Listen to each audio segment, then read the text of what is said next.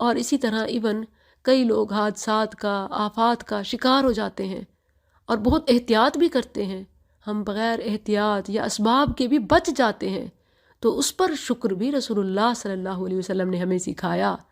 ایک تو یہ ہے کچھ ملنے کی فضیلت، اور ایک ہوتی ہے کچھ نہ ملنے کی فضیلت۔ جب کسی مصیبت زدہ کو دیکھیں تو کیا پڑھیں؟ الحمدللہ الذی عافانی مما ابتلاک بہ وفضلنی علی کثیر ممن خلق تفضیلا۔ یہاں اگرچہ الفاظ اور انداز ایک ہے، مگر ایک لطیف فرق ہے جو یہاں میں نے منشن کیا۔ ورث سلیمان، اور سلیمان داود کا وارث بنا، اور اس نے کہا اے لوگو، ہمیں پرندوں کی بولی سکھائی گئی اور ہمیں ہر چیز میں سے حصہ دیا گیا ہے، بے شک یہ یقیناً یہی واضح فضل ہے۔ اور سلیمان کے لیے اس کے لشکر جمع کیے گئے جو جنوں اور انسانوں اور پرندوں سے تھے، پھر وہ الگ الگ تقسیم کیے جاتے تھے، یہاں تک کہ جب وہ چونٹی کی وادی پر آئے تو ایک چونٹی نے کہا اے چونٹیوں، اپنے گھروں میں داخل ہو جاؤ، کہیں سلیمان اور اس کے لشکر تمہیں کچل نہ دیں اور وہ شعور نہ رکھتے ہوں۔ اللہ اکبر! ایک چونٹی یہ جانتی ہے کہ سلیمان عالم الغیب نہیں ہے، انجانے میں ہمیں کچل دے گا۔ آج انسان یہ ماننے کو سمجھنے کو تیار نہیں ہے، وہ نبی کو ہی عالم الغیب، ولی کو بھی مختار کل سمجھتا ہے۔ بہت جھگڑالو اور ظالم ہے۔ چونٹی کا عقیدہ تو چیک کیجئے، اس کا عمل رسول اللہ صلی اللہ علیہ وسلم نے بھی ہمیں بتایا۔ مصنف ابن ابی شیبہ کے ریفرنس سے ہے چونٹیوں کی دعا کہ وہ اپنے رب سے جب انہیں رزق چاہیے ہو، پانی چاہیے ہو، یوں مانگتی ہیں اللہم انا خلقا من خلقک لیس لنا غنى رزقک، اے اللہ ہم تیری مخلوق ہیں، تیرے فضل کی، تیری طرف سے دیے جانے والے رزق کی ہم محتاج ہیں، ہم اس سے بے پرواہ نہیں ہو سکتی۔ فَإِمَّا أَن تَسْقِيَنَا وَإِمَّا أَن تُهْلِكُنَا، اے مالک ہم پر بارش برسا وگرنہ ہم ہلاک ہو جائیں گے۔ کیا پیارا انداز ہے، کیا پیاری سوچ ہے ان چونٹیوں کی۔ انسانوں، مسلمانوں، ذرا انہی سے ہی سیکھ لو۔ فَتَبَسَّمَ ضَاحِكًا مِّن قَوْلِهَا، تو وہ اس کی بات سے ہنستا ہوا مسکرایا۔ یاد رکھیں کہ مسکرانا کبھی غصے سے بھی ہوتا ہے۔ بخاری میں کعب بن مالک کی حدیث توبہ میں ہے تبسم تبسم المغضب، رسول اللہ مجھے دیکھ کر ایسے مسکرائے جیسے غصے والے کی طرح مسکرانا ہوتا ہے، اسی لیے تبسم کے ساتھ ضحک بھی آیا کہ فتبسم ضاحکا، وہ ہنستا ہوا مسکرایا اور اس نے کہا اے میرے رب، ربی اوزعنی، اے میرے رب مجھے توفیق دے کہ میں تیری نعمت کا شکر کروں جو تو نے مجھ پر اور میرے ماں باپ پر کی ہے، اور یہ کہ میں نیک عمل کروں جسے تو پسند کرے، اور اپنی رحمت سے مجھے اپنے نیک بندوں میں داخل فرما۔ شکر کی توفیق طلب کرنے اور نیک عمل کی توفیق مانگنے کے لیے بڑی بہترین دعا ہے۔ وَتَفَقَّدَ الطَّيْرَ، اور اس نے پرندوں کا جائزہ لیا تو کہا مجھے کیا ہے، میں فلاں ہدہد کو نہیں دیکھ رہا، یا وہ غائب ہونے والوں سے ہے۔ اب یہاں خود سلیمان علیہ السلام کی زبانی اس بات کا اقرار ہے کہ مجھے نظر نہیں آ رہا کیا بات ہے، وہ کیوں نہیں آیا، کیا وجہ ہے، مجھے نظر نہیں آ رہا۔ اس میں بھی نبی کے عالم الغیب ہونے کی نفی ہے۔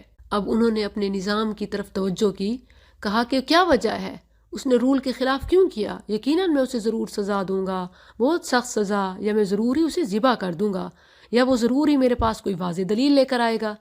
بس وہ کچھ دیر ٹھہرا جو زیادہ نہ تھی، پھر اس نے کہا میں نے اس بات کا احاطہ کیا ہے جس کا احاطہ تو نے نہیں کیا۔ اب اس نے بھی کہہ دیا برملا، یہ کوئی گستاخی نہیں ہے، بے ادبی نہیں ہے کہ آپ ایک بات نہیں جانتے، میں وہاں گیا ہوں، میں کچھ دیکھ کے آیا ہوں، میں وہ آپ کو بتانا چاہتا ہوں۔ وَجِئْتُكَ مِن سَبَإٍ بِنَبَإٍ یقین، اور میں تیرے پاس سبا سے ایک یقینی خبر لایا ہوں۔ یہ سبا ایک پرانے بادشاہ کا نام تھا جس کے نام پر اس ملک کا نام ہی سبا پڑ گیا۔ سلیمان علیہ السلام کے دور میں اس ملک کی بادشاہ ایک عورت تھی، اس بنا پر اسے ملکہ سبا کہا جاتا ہے۔ بعض لوگ کچھ نام بھی بتا رہے ہوتے ہیں، بلقیس اور یہ بالکل بے بنیاد ہیں، یہ ثابت نہیں ہے۔ اب ہدہد نے کہا انی وجدت امرأۃ، بے شک میں نے ایک عورت کو پایا۔ اب یہ دیکھیں کہ عورت کی بادشاہت پرندوں میں بھی بڑی عیب والی چیز تھی، اسی لیے تو اس نے اس کو بڑا عجیب طریقے سے بیان کیا، تملکہم، ان پر حکومت کر رہی ہے اور اسے ہر چیز میں سے حصہ دیا گیا ہے اور اس کا ایک بڑا تخت ہے۔ یاد رہے کہ نبی صلی اللہ علیہ وسلم نے بھی اس بات کی شدید مذمت کی۔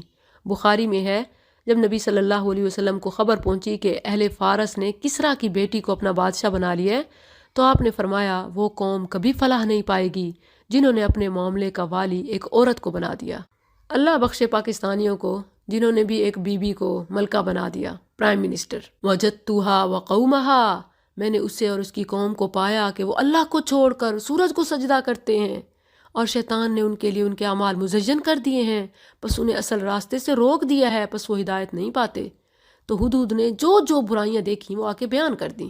ایک تو یہ کہ حکمران عورت، دوسری یہ کہ غیر اللہ کی عبادت، اور تیسرا یہ کہ بڑے تخت و تاج اور بڑا راج۔ اللہ یسجدوا للہ، تاکہ وہ اللہ کو سجدہ نہ کریں جو آسمانوں اور زمینوں میں چھپی چیزوں کو نکالتا ہے اور جانتا ہے جو تم چھپاتے ہو اور جو ظاہر کرتے ہو۔ اللہ لا الہ الا ہوا رب العرش العظیم، اللہ وہ ہے جس کے سوا کوئی معبود نہیں، جو عرش عظیم کا رب ہے۔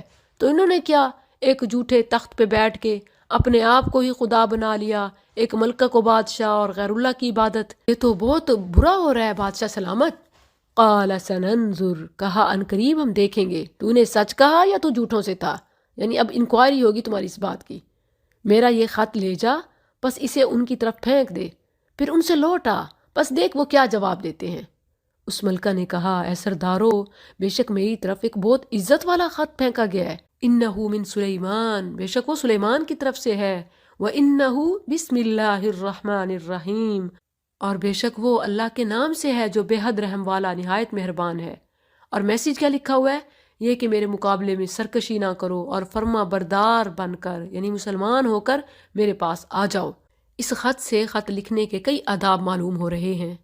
ایک یہ کہ خط لکھنے والے کو خط کے شروع میں اپنا تعارف کرانا ضروری ہے کہ یہ خط کس کی طرف سے ہے۔ دوسرا یہ کہ خط کی ابتدا میں بسم اللہ الرحمن الرحیم ہونا چاہیے۔ تیسرا یہ کہ خط مختصر، جامع اور واضح ہونا چاہیے۔ رسول اللہ صلی اللہ علیہ وسلم نے غیر مسلم بادشاہوں کے نام جب خط بھیجے تو آپ نے بھی یوں ہی ابتدا کی، بسم اللہ الرحمن الرحیم من محمد عبد اللہ ورسولہ الی ہرقل عظیم الروم۔ اچھا، یہاں ان لوگوں پر تعجب ہے جو کہتے ہیں کہ پیپرز کے شروع میں، لیٹرز کے شروع میں بسم اللہ نہ لکھیں، ردی میں جاتے ہیں، توہین ہوتی ہے۔ حالانکہ اس سے زیادہ توہین اور کیا ہو سکتی ہے کہ رسول اللہ صلی اللہ علیہ وسلم نے جب غیر مسلم بادشاہوں کو خط بھیجے تو انہوں نے اسے پھاڑ ڈالا یا جلا دیا، مگر آپ نے پھر بھی بسم اللہ لکھنا نہ چھوڑا۔ تو اس سے صاف معلوم ہوتا ہے کہ جو بے ادبی گستاخی کرے گا وبال اس پہ آئے گا، جیسا کہ ان کا انجام ہوا۔ مگر اس بنا پر آپ ایک نیکی کا کام یا صحیح طریقہ نہیں چھوڑ سکتے۔ اور بعض لوگوں نے تو حد کر دی، اپنی طرف سے سیانہ بنتے ہوئے اس کا ایبریویشن اعداد کی صورت میں پیش کر دیا۔ ان کے مطابق یہ حروف چونکہ 786 بنتے ہیں، اسی لیے 786 یہ بسم اللہ کا آلٹرنیٹیو ہے۔ ہرگز نہیں ہے، یہ بہت بڑی بے ادبی، جسارت اور گستاخی ہے۔ کم ٹو دی آیا، قالت یا ایھا الملا، کہا اے سردارو تم میرے معاملے میں مجھے حل بتاؤ، میں کبھی کسی معاملے کا فیصلہ کرنے والی نہیں یہاں تک کہ تم میرے پاس موجود ہو۔ انہوں نے کہا، ہم بڑی قوت والے اور بہت سخت جنگ والے ہیں اور معاملہ تیرے سپرد ہے، سو دیکھ تو کیا حکم دیتی ہے۔ اس نے کہا، بے شک بادشاہ جب کسی بستی میں داخل ہوتے ہیں اسے خراب کر دیتے ہیں اور اس کے رہنے والوں میں سے عزت والوں کو ذلیل کر دیتے ہیں، اور اسی طرح یہ کریں گے، اور بے شک میں ان کی طرف کوئی تحفہ بھیجنے والی ہوں، پھر انتظار کرنے والی ہوں کہ ایلچی کیا جواب لے کر پلٹتے ہیں۔ فلما جاء سلیمان، تو جب وہ سلیمان کے پاس آیا تو اس نے کہا، کیا تم مال کے ساتھ میری مدد کرتے ہو؟ تو جو کچھ اللہ نے مجھے دیا ہے وہ اس سے بہتر ہے جو اس نے تمہیں دیا ہے، بلکہ تم ہی اپنے تحفے پر خوش ہوتے ہو۔ ان کے پاس واپس جا، اب ہر صورت ہم ان پر ایسے لشکر لے آئیں گے جن کے مقابلے کی ان میں کوئی طاقت نہیں، اور ہر صورت انہیں اس سے اس حال میں ذلیل کر کے نکالیں گے کہ وہ حقیر ہوں گے۔ آیات کے سیاق سے معلوم ہوتا ہے کہ ملکہ کے پاس جب یہ سارا معاملہ پہنچا تو وہ خود بات چیت کرنے کے لیے وہاں سے روانہ ہوئی۔ ابھی وہ راستے میں ہی تھی کہ سلیمان علیہ السلام نے اپنے سرداروں سے کہا، قال یا ایھا الملأ، اے سردارو تم میں سے کون اس کا تخت میرے پاس لے کر آئے گا اس سے پہلے کہ وہ فرما بردار ہو کر میرے پاس آئیں۔ سلیمان علیہ السلام کا مقصد یہ تھا کہ وہ آئے یہاں اپنا تخت دیکھے تو اسے یقین ہو جائے کہ اللہ اپنے نبیوں کو کیسے غیر معمولی قوت